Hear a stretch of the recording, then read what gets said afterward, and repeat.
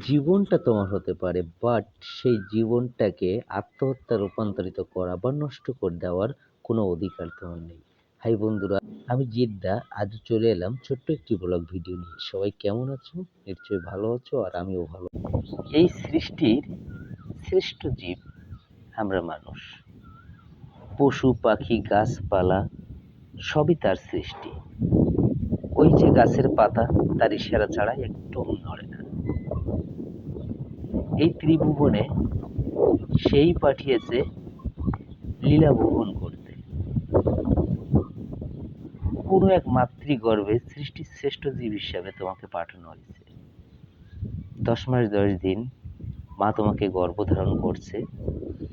তোমার আত্মীয় স্বজন প্রীতি বন্ধু বান্ধব অনেকেই তোমার আস্থা ভোজন বা প্রিয় ভোজন।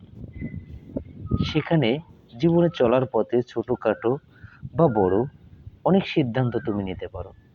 কথায় বলে জন্ম মৃত্যু বিবাহ তিনটে প্রথা সবচাইতে বড়। জন্ম কখন হবে বলা যায় না, মৃত্যু কখন হবে বলা যায় না, কিন্তু মাঝের যে শব্দটা বিবাহ, সেটা সজ্ঞানে দেখে শুনে বুঝে করা যায়।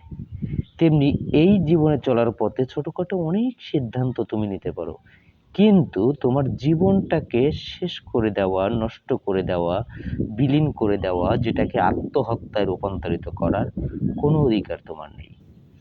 কারণ 10 মাস 10 দিন গর্ভে ধারণ করছে তোমার মা, যার সবচাইতে বড় অধিকার। বাবা, যার ঔরসে তোমার জন্ম, ভাই বোন যাদের সঙ্গে ছেলেবেলা কাটানো, আত্মীয় স্বজন যাদের প্রত্যেকের মায়ার বন্ধনে তুমি আবদ্ধ, সবার অধিকার আছে।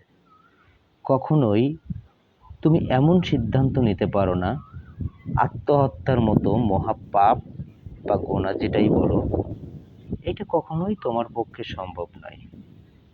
হ্যাঁ বন্ধুগণ, আজকে আমার যুক্তিতে এটাই আসে যে জীবনে চলার পথে দুঃখ কষ্ট বেদনা এসব থাকবে। পরিস্থিতিকে মোকাবেলা করে জীবনে বেঁচে থাকার নাম যুদ্ধ। আর এই যুদ্ধে তোমাকে জয়ী থাকতে হবে, টিকে থাকতে হবে। তাই কখনো আত্মহত্যার মতো সিদ্ধান্ত নেবে না। যাই হোক, পরবর্তী আরেকটা ব্লগ ভিডিওতে আসবে জিদ্দা।